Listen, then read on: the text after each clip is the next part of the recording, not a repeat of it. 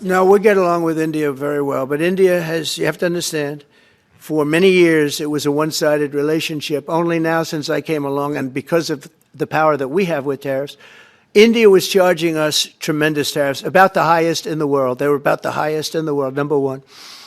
And we therefore weren't doing much business with India, but they were doing business with us because we weren't charging them. Foolishly, we weren't charging them. So they would send in massive, everything they made, they'd send it in, pour it into our country.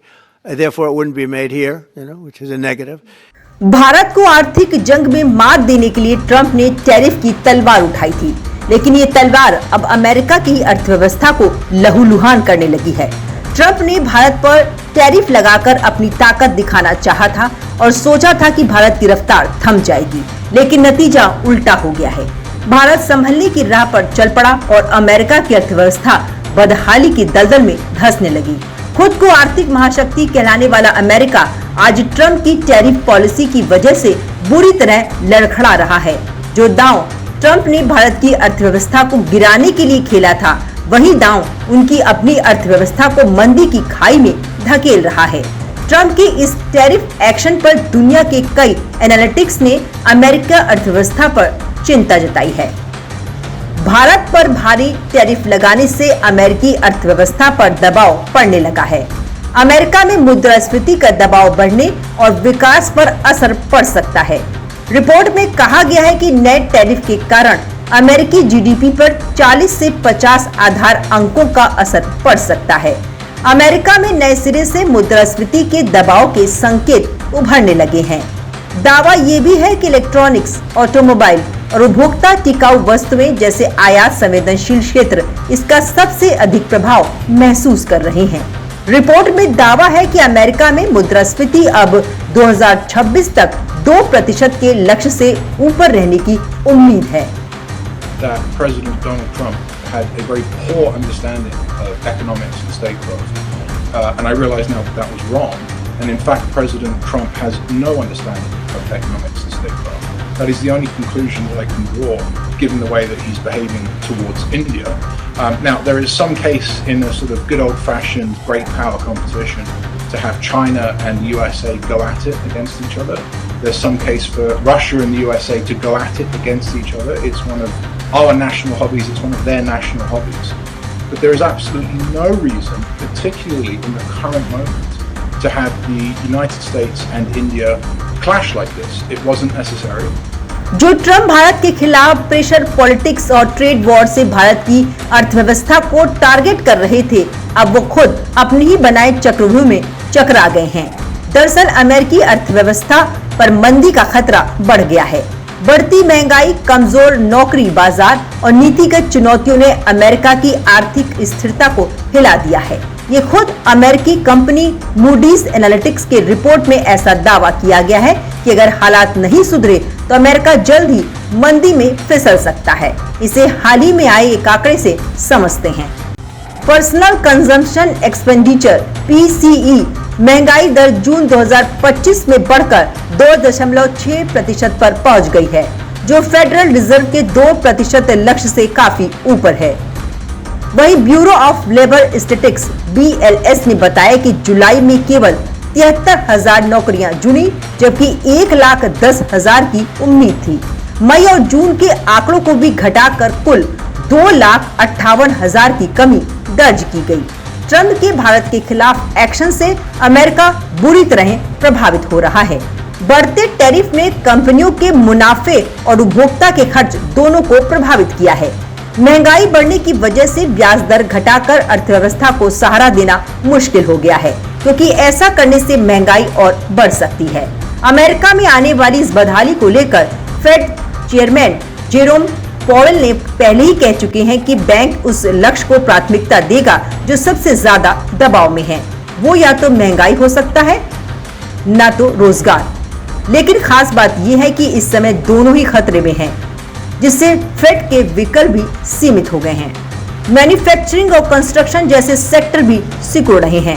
उपभोक्ता खर्च लगभग ठप है, नौकरियां घट रही हैं और नीति दबाव बढ़ रहा है। निवेशक अब सितंबर 2025 में फेडरल रिजर्व की संभावित दर कटौती की उम्मीद कर रहे हैं। हालांकि महंगाई के कारण उसकी गुंजाइश सीमित दिखाई दे रही है। ट्रंप के टैरिफ का खुद अमेरिका में विरोध तेज हो गया है। अमेरिकी थिंक टैंक के सर्वे के मुताबिक 53% अमेरिकी नागरिक इस टैरिफ फैसले के खिलाफ हैं। लोगों का कहना है कि इस फैसले से महंगाई बढ़ी है और रोजमर्रा के सामानों पर उनका खर्च 2 गुना हो गया है। इतना ही नहीं, अमेरिकी व्यापार संगठनों ने भी सरकार को कड़ी चेतावनी दे डाली है।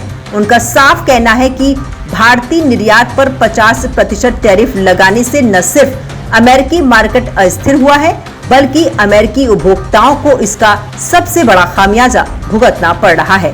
फिलहाल अमेरिका का टैरिफ भले ही अमेरिका के लिए बड़ा हो, लेकिन भारत का स्टैंड उससे भी बड़ा है।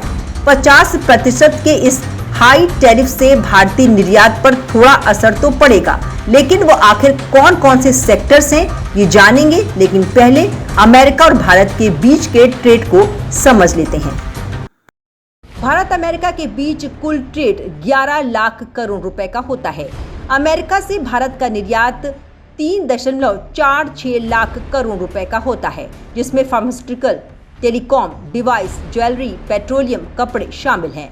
वहीं भारत से अमेरिका निर्यात 7.35 लाख करोड़ रुपए का होता है, जिसमें कच्चा तेल, पेट्रोलियम, कोयला, हीरे, विमान, अंतरिक्ष यान के पुर्जे शामिल हैं। दरअसल भारत के घरेलू वैल्यू एडेड निर्यात का लाभ 1.1% हिस्सा अमेरिकी बाजार पर निर्भर है। इनमें सबसे ज्यादा असर टेक्सटाइल और मशीनरी सेक्टर पर पड़ेगा, क्योंकि इन क्षेत्रों में वैल्यू एड और श्रम आधारित उत्पादन दोनों ही अधिक होते हैं। लेकिन ट्रंप के इस टैरिफ एक्शन से ऐसे भी सेक्टर हैं जिस पर इसका कोई असर नहीं होगा। ट्रंप के टैरिफ से भारत के फार्मास्यूटिकल, इलेक्ट्रॉनिक्स और पेट्रोलियम उत्पाद पर असर नहीं पड़ेगा। फार्मास्यूटिकल, इलेक्ट्रॉनिक्स और पेट्रोलियम ये सेक्टर अमेरिका को भारत के कुल निर्यात का 30% है। ये सभी सेक्टर्स टैरिफ फ्री हैं, इसलिए टैरिफ का कोई असर नहीं पड़ेगा। इस टैरिफ से सर्विसेज के एक्सपोर्ट पर भी कोई असर नहीं पड़ा है। ट्रंप ने सोचा था कि दबाव की इस चाबुक से भारत के हाथ बंध जाएंगे, लेकिन हकीकत ये है कि भारत ने अपनी डिप्लोमेटिक ताकत से उनकी पूरी प्लानिंग को ध्वस्त कर दिया है। भारत लगातार एक के बाद एक बड़े फैसले ले रहा है, जो भारत के वैश्विक व्यापार के दायरे में मील का पत्थर साबित हो सकता है। सरकार अमेरिका पर निर्भरता कम करने के लिए यूरोप, रूस और कई अन्य देशों से व्यापार बढ़ा रहा है। आइसलैंड, लिंक्सटेनस्टेन, नॉर्वे और स्विट्जरलैंड के साथ भारत की फ्री ट्रेड डील कर चुका है। ये 1 अक्टूबर से लागू होगी। ब्रिटेन के साथ फ्री ट्रेड डील अगले साल अप्रैल से लागू हो सकती है। Oman, Chile, Peru, Australia, New Zealand और यूरोपीय संघ से बातचीत जारी है। भारत चीन के साथ भी व्यापार में कदम बढ़ा रहा है। भारत सी फूड के लिए रूस, यूके, यूरोपीय यूनियन, नॉर्वे, स्विट्जरलैंड और दक्षिण कोरिया पर फोकस कर रहा है। वहीं हीरे और आभूषण के लिए वियतनाम, थाईलैंड, मलेशिया और अफ्रीका जैसे बाजारों की ओर रुख कर रहा है। भारत की रणनीति साफ है, लेकिन ट्रंप का अमेरिका फर्स्ट का नारा अब अमेरिका वर्स्ट में बदलता दिख रहा है। ट्रंप के इस टैरिफ के फैसले को सबसे बड़ा झटका तो तब लगा जब अमेरिकी अदालत ने इस टैरिफ को अवैध करार दिया। कोर्ट ने साफ कहा है कि ये फैसला वर्ल्ड ट्रेड रूल्स और अमेरिकी संविधान की आत्मा के खिलाफ है। इसका मतलब साफ है कि ट्रंप का ये फैसला न सिर्फ जनता के गुस्से में जल रहा है, बल्कि कानून के शिकंजे में भी फंस चुका है।